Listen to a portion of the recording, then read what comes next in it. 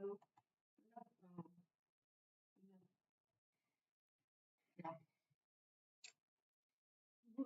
available in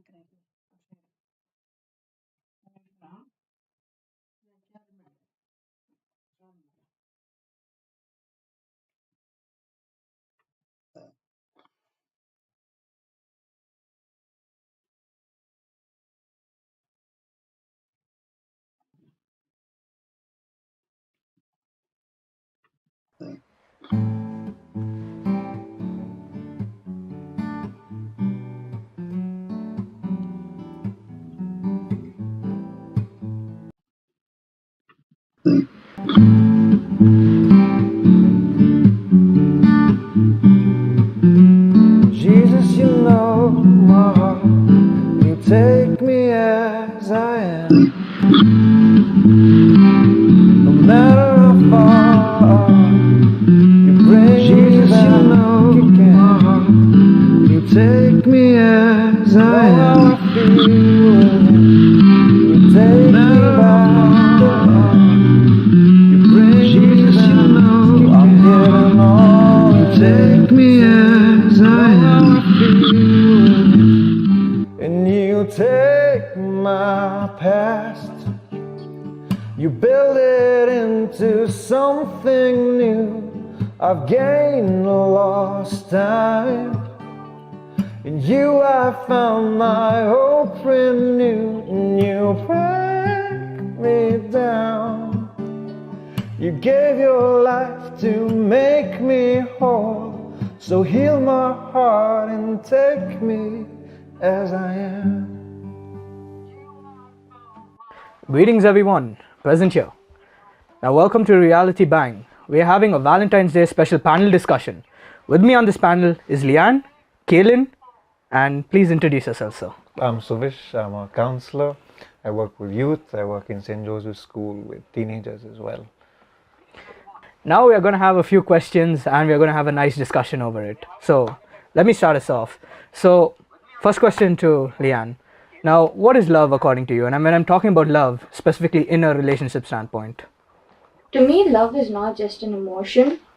It can be in any sort of way. In relationships, love is not just when you go and say I love you and this and that and this and that.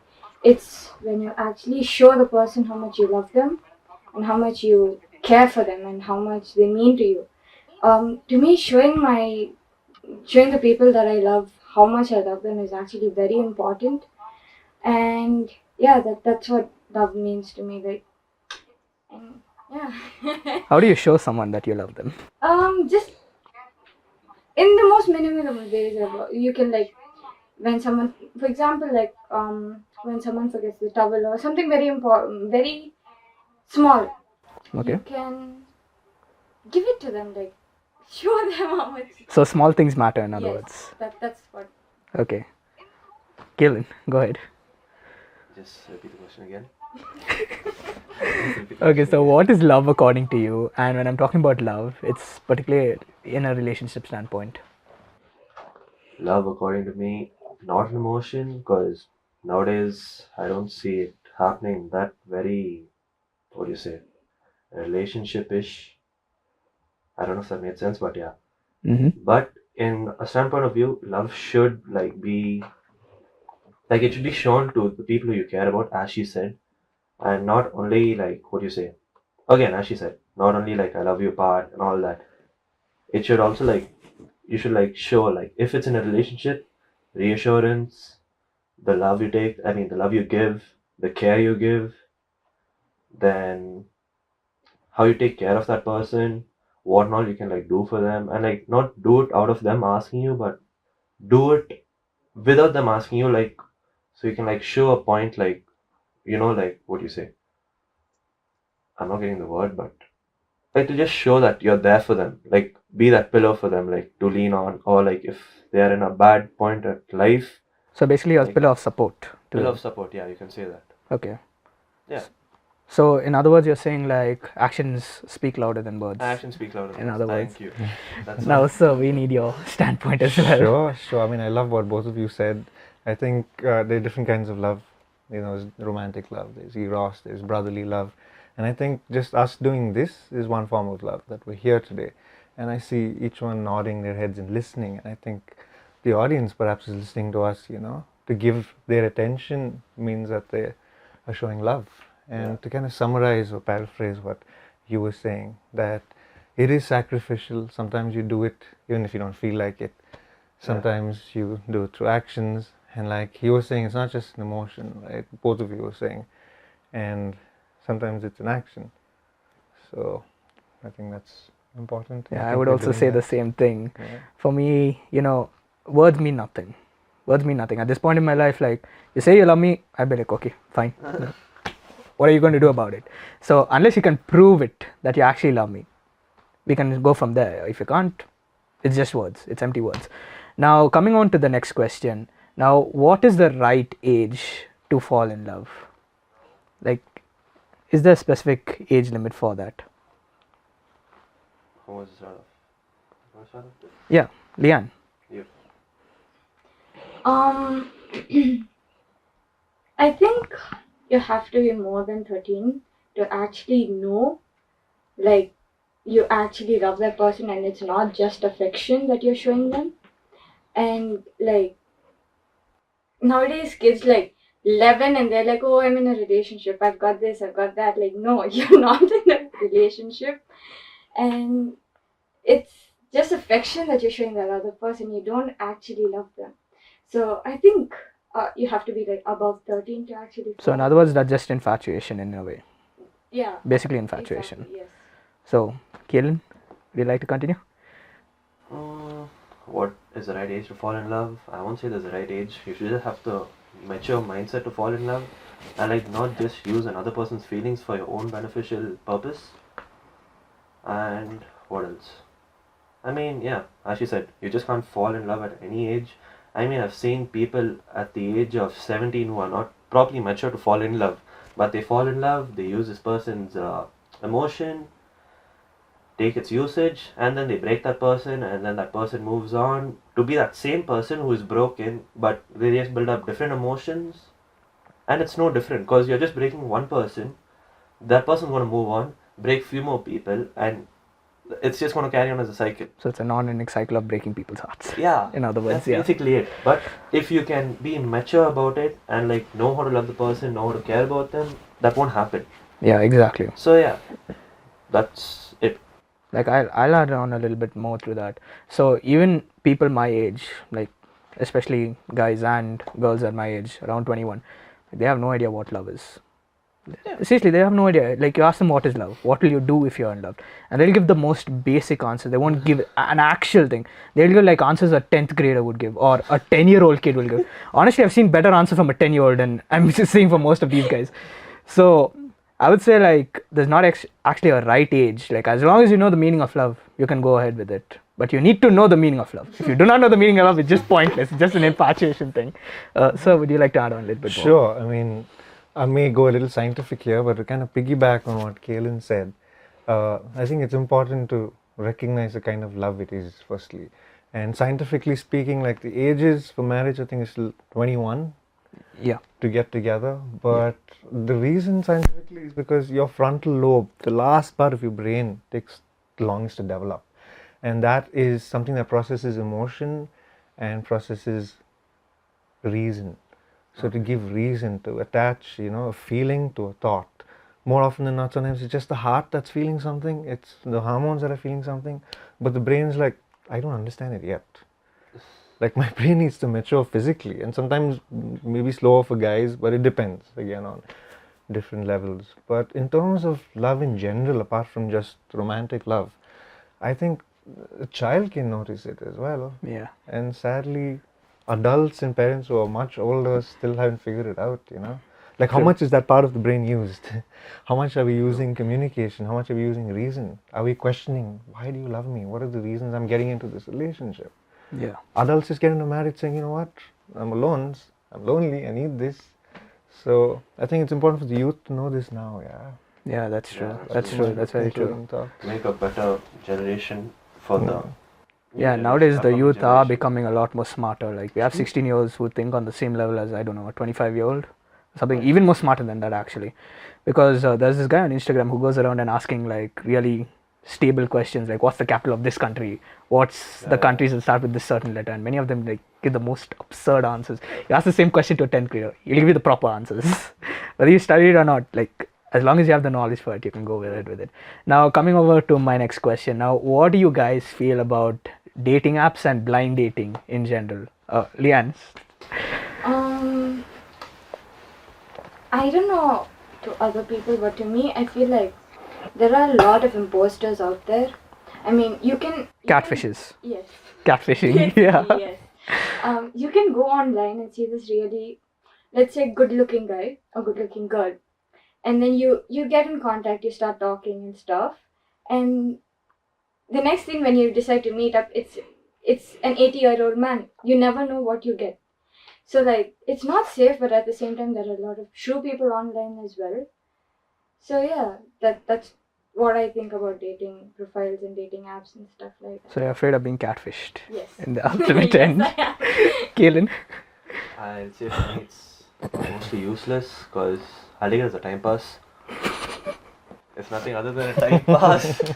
And the other thing is, as she said, catfished. Also, you don't know who you're going to go meet up with after talking for like 3 months. You might get kidnapped, you might get sold, who knows? And, Human trafficking out there. Yeah, no, legit. A lesson I learned from my teacher, like she said this in class, where this girl was like on a dating app, spoke to this guy, so this guy took her on a date for her birthday. Like they spoke online, and then after that, after like 8 months, they met for the first time. So this guy went, like picked her up, and they stopped on a flyover where a van came, and this girl was kidnapped. Few months later, she was like missing for like 5 months or something. Few months later, like someone saw in red light district, yeah, Mumbai. See, So wait, where did this actually happen? Did it happen in Mumbai or did it happen here in Bangalore? it never happened in Mumbai. I mean, the place is unknown, but Mumbai was The final destination, in other words. Okay. so yeah. You can like never trust what you get. Yeah, that's true. It's a dangerous world out there. If you ask me, like, personally, I feel dating apps have now turned into a sort of like a casual dating in a sense. So, in other words, to put it simply, it's just a hookup culture right now. Like, I was on Tinder for a couple of months. So, I just went there. I got a couple of matches. Kaylyn knows the story. I got a couple of matches. About 5 girls asked me, like, what are you doing tonight? And I'm like, nothing. I'm just going to hang out with my friends. I'm going to spend time with family. I'm going to do this. And they straight away asked me, why don't you come to my house? Like, we can have dinner and, we can progress from whatever happens there. I'm not allowed to say that on camera, but that's what it said. So, I mean, all of this just taught me, like, nowadays, if you take love in general, like, it doesn't have much value, especially now, because many people think, like, love is just, like, hooking up and stuff like that.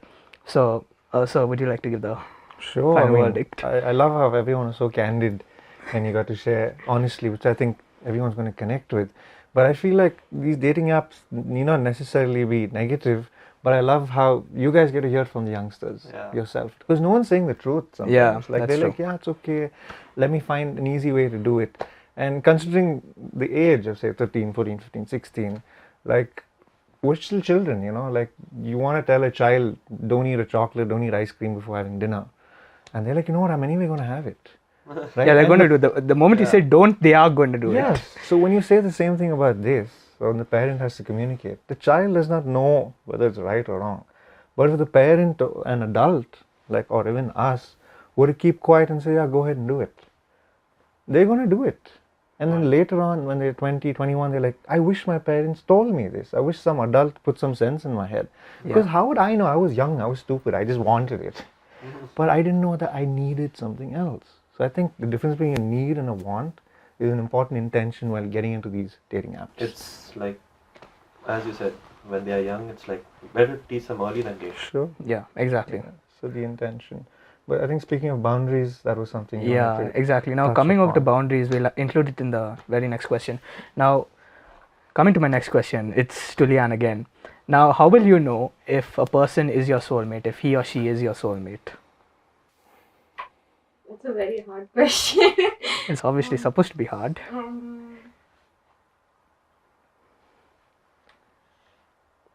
have no idea. idea actually. How will you know? It's quite simple. How would you know? It could be wrong. Shush. It could be like, you could be like, okay, fine, this is my soulmate. But in reality, no, that's a lesson. It's not a soulmate. You will find a soulmate when it's time to find a soulmate. Like, actually. I mean, and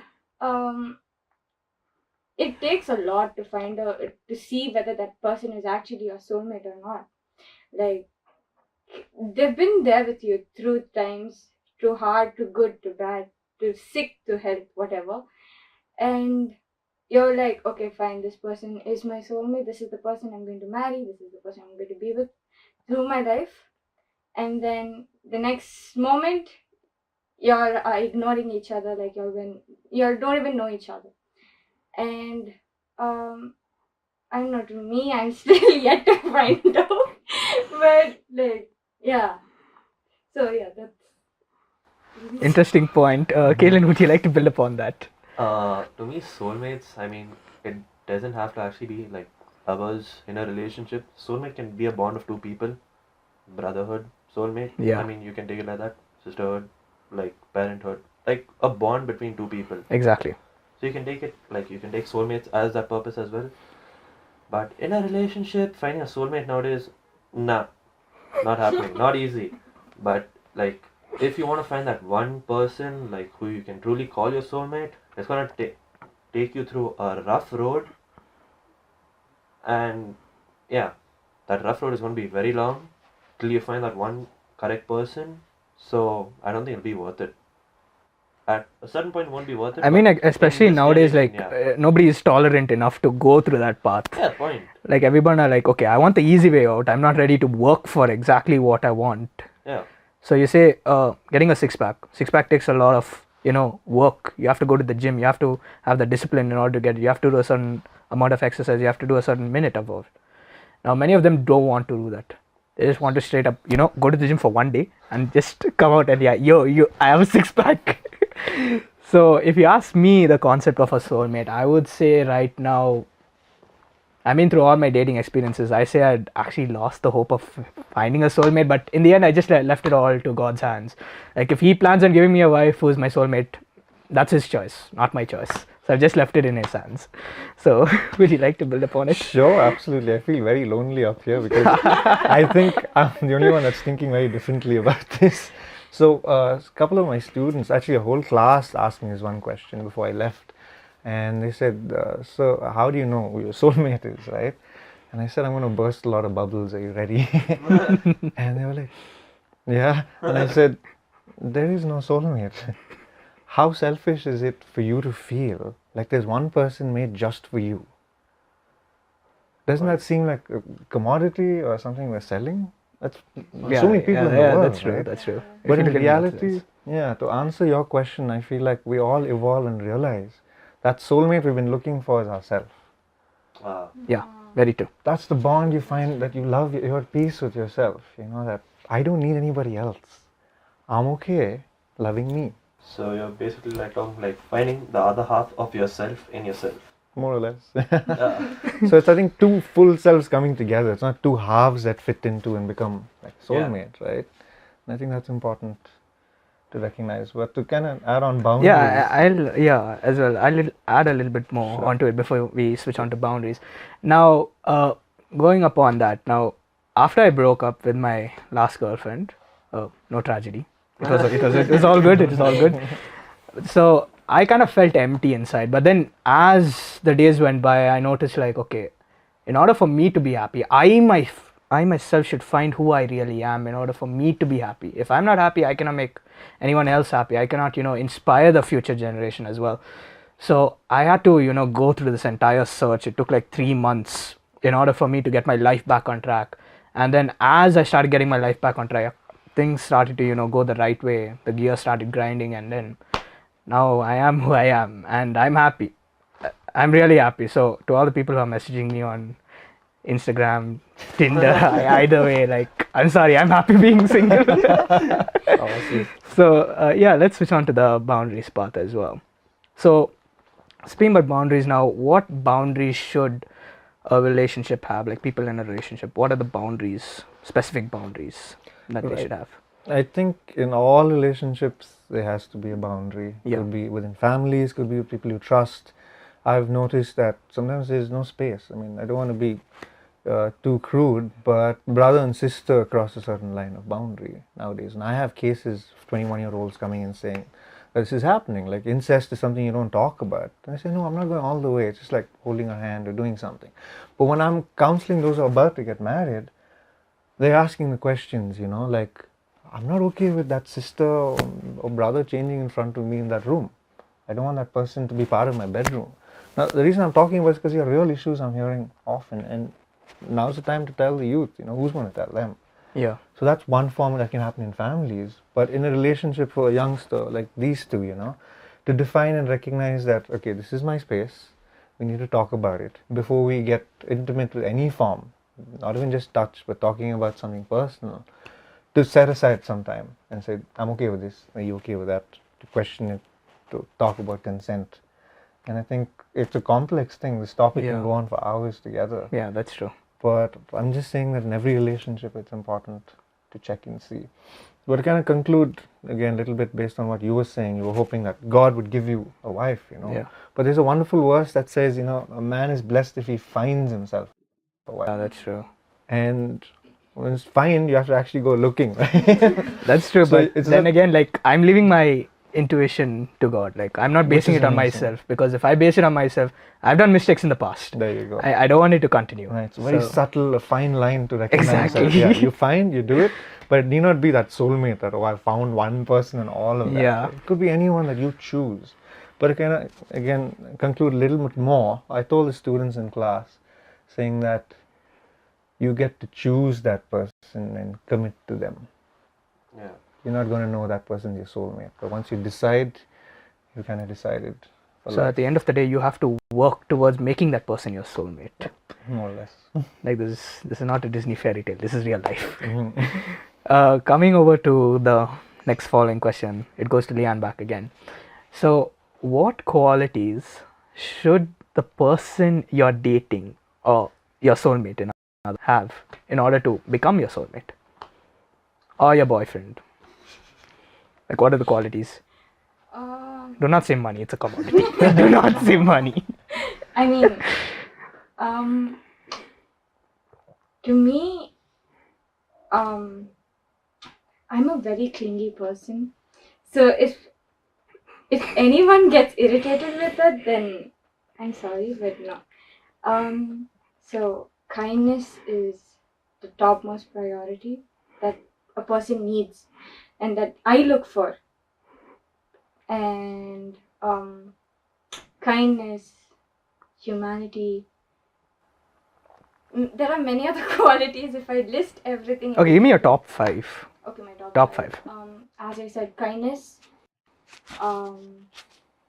Someone who's like gonna be there for me no matter what. Because I'd randomly get 3 o'clock in the morning and be like, "You still awake?" So they should, like, if they're sleeping, then okay, fine. But if like they purposefully ignore, then like that's a complete turn off. To me, at least. And who's like willing to support me and like help me through everything, because like it can get hard sometimes, not only for me but for everyone. It gets hard for everyone, and sometimes all people need is like a shoulder to rely on. And so that's one of the most qualities that I need, like a shoulder to rely on, and someone who can be vulnerable, like around me, and not just keep up like the strong composure, but you can like be vulnerable in front of me, like Keep going, keep going. be vulnerable, like show me your true self. Like I want to see not only your strong points but also your weak points, and also where you can get hurt. Tell me everything that like irritates you, everything that makes you happy, everything that makes you smile. So yeah, that's what As long as you don't use it against them. no. Let's draw the line there. As long as it's not used against No. them. So, Kaylyn, would you like to continue? For me, I'll say qualities, simple ones. Respect. That's a two-way road. You get it. You give both respect ways, and you yeah. take respect. Reassurance, loyalty, kindness, and yeah, if you have these four in a relationship or wherever, like whoever it is with, it's enough. I don't think you need anything else more. Yeah. And after you're an adult, yeah, still, I don't think you need anything else more. You get this. Also, one more thing, support me in my goals. That's all. Very true. Very true. Like, if you ask me as well, like, I'll say the exact same thing. So, I'll give an example. So, there's this UFC fighter called Conor McGregor. I mean, Kaylyn knows a lot about it. I talk about him a lot. So, his wife is the person who actually supported him through his lowest of lows. And she respected him. And when he had no money, he was broke. He was just living on welfare. She supported him through everything. Like, she let him train. She went to his training session. She helped him throughout that entire time. Even when he lost his fight, like, there's an entire documentary about it that says, like, he was extremely depressed. He never went back to the gym, and his wife, his mother, his wife, they were the key factors of why he went back to train. And because he went back to train, he is the man who he is today. That's why he said on an interview before he joined the UFC, he said, like, my wife has supported me so far.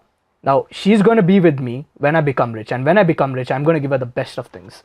So that is a very well respected point. So would you like to continue as well? Sure. I mean, there are many qualities, but I think it's that Bible verse that keeps ringing in my head when it comes about what love itself is. There are qualities about what it's not, rather. Like, love is not envious. Love is not proud. It does not boast, right? And I think all of these negative things that you may so-called see, you know that love covers all of that. There's another beautiful verse that I like, which is, love covers a multitude of sins. Yeah. Which means your wrongdoings or things that, your offenses against each other.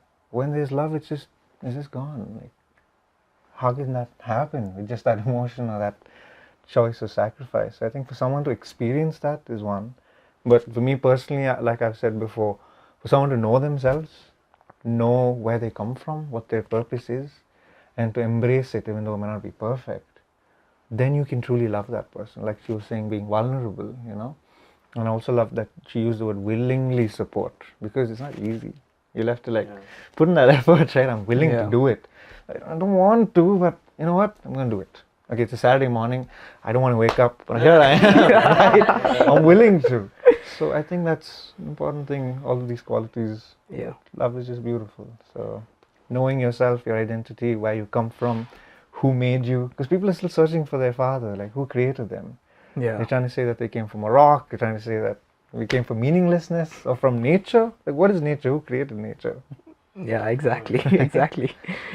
So that's a very good, very, very excellent point. Now, coming over to my last question. Now, is it okay to be single? And why do you think it's okay to be single? We'll start with Leanne. This was when you were not dating, okay? Let's make that clear. Yes, it's completely fine to stay single until like you find yourself first before finding like the person that you want to love and want to be with the entire throughout your life. Because like dating is not just for like fun and games. To some people it is, but it's not just fun and games. It's putting your entire putting your heart and soul into it. So like you have to find yourself first before like giving people your love, because as you said before, if you don't love yourself, what love are you going to give other people? Point. So stay single until like you find yourself and until you like fully love yourself, and until you do that, you stay single, and it's completely okay to stay single. And so yeah, like as that. So find yourself before you go finding Yes. your partner. Kaylyn, would you like to add on more? You only live once. If you're single, you're single. That's all. Like, legit. If you're single, you're single. If, like, keep doing what you're doing. If it keeps you happy, keep doing. I mean, you're single, it'll keep you happy and you don't have any other issues.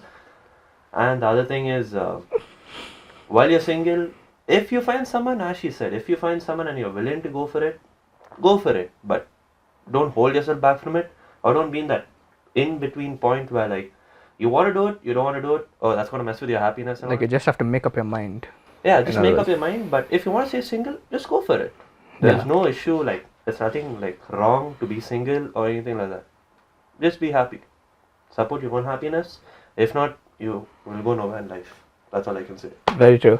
Now I'll add on more to that. Now, obviously I'm single. I'll tell you, it's how long have I been single? About 8-9 months. Like I'll tell you, these 8-9 months were the. Sorry to say this, but these are the best months of my life. And like I built myself so much from my ashes. You know, a phoenix rises from its ashes. So I built myself so much. Although I'm not completely built up yet, but I am on the way. So I'm telling you, this entire experience has been very good. I found who I really am, and I'm continuing to find myself who I really am, and building on myself even more. So I'll say this is a very good experience, and in order to make yourself a real person, in order to make yourself the man or the woman, you got to experience this hardship. Although it's going to be tough being single, I'll admit it. Like you see couples over here, you see couples over there. You go to a mall, that's the worst place you're going to find couples. Like they're going to be all over, and you're going to think like, I wish I had one. You might have one, but you're not willing to commit to it yet. So I'll tell you, it's totally okay to feel that way. But the main point is, do not jump into it on that instinct, like you want to have it. You have to think this through thoroughly, whether you want to have it or not. You should think about the pros and you should think about the cons as well. So unless you're willing to do that, I say don't jump into a relationship just yet. Stay single, build yourself up. It's the best thing you can do. It's the best growth you can ever have in your life, other than the Complan and vegetables and stuff like that. So yeah, and you can continue doing whatever you want. You can go for a ride, you can go for football, you can go for basketball, you can do whatever you want. Like nobody's going to stop you in that.